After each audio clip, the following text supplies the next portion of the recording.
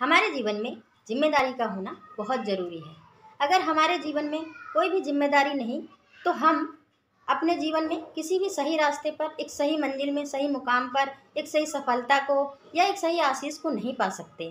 तो ऐसे ही दोस्तों, अगर एक घोड़े की रेस में लगाम हटा दी जाए या उसकी लगाम को निकाल दिया जाए तो क्या वह उसी स्पीड पर रेस में दौड़ता रहेगा, उसी रास्ते पर चलता रहेगा? नहीं, वह कहीं रेस्ट कर रहा होगा या वो रेस जीतेगा ही नहीं।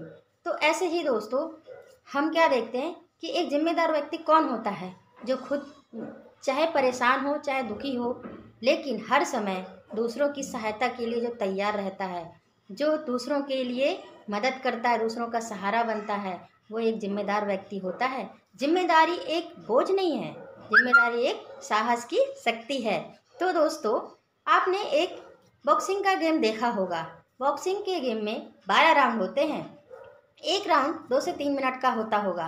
तो आप क्या देखते हैं कि वो खेल हमें तभी तक अच्छा लगता है जब तक हम सामने वाले को अच्छे से पीट रहे होते हैं, परंतु जब हमारे ऊपर लगने शुरू हो जाते हैं तो उससे बुरा गेम हमें और कोई नहीं लगता।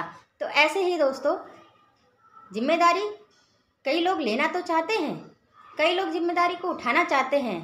जैसे उस गेम से निकलने के लिए हमारा मन करता है उसी वक्त छोड़ने का, कि अब हम बहुत बुरी तरीके से पिट रहे होते हैं, तो उस गेम में वो छोड़ के निकल जाते हैं, अपनी जिम्मेदारी को पूरा नहीं करते हैं, पूरे 12 राउंड को नहीं निभाते हैं। इसी तरीके से कई लोग अपनी जिम्मेदारी को पूरा नहीं कर पाते हैं, बीच रास्ते में ही छोड़ देते हैं, बीच मझधार में ही से ही निकल जाते हैं। और एक जिम्मेदार व्यक्ति वही होता है जो अंत तक अपनी जिम्मेदारी को निभाता रहता है और उसमें डटा रहता है।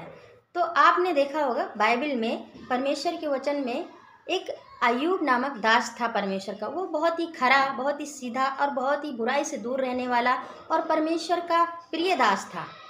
परमेश्वर ने शैतान से कहा, क्या तूने मेरे दास अय्यूब पर ध्यान दिया है? उसके जैसा भला व्यक्ति और कोई नहीं। तो शैतान ने कहा, क्या अय्यूब बिना लाभ के तुम्हारा भय मानता है? तो परमेश्वर ने कहा, तू उसके शरीर को छू सकता है, उसके साथ जो करना चाहे कर सकता है, परंतु उसके प्राण को कुछ हानि मत करना। तब शैतान उसके ऐसी स्थिति उत्पन्न करता है कि वो परमेश्वर को मुकरे, परंतु अय्यूब हमेशा डटा रहता है।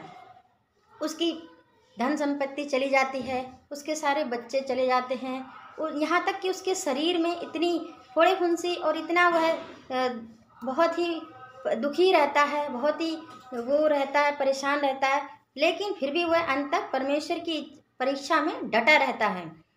कई लोग उसकी निंदा करते हैं, लेकिन वह कभी भी अपने मुख से परमेश्वर की निंदा नहीं करता। तो ऐसे ही दोस्तों, हम क्या देखते हैं कि जो व्यक्ति खुद मझधार में होकर भी दूसरों का सहारा बनता है, वह उसे ही ईश्वर जिम्मेदारी के काबिल बनाता है। वो ही जिम्मेदारी के काबिल बन सकता है जो अंत तक अपनी जिम्मेदारी को निभाता है और अंत तक डटा रहता है ना दोस्तों। God bless you, take care, bye.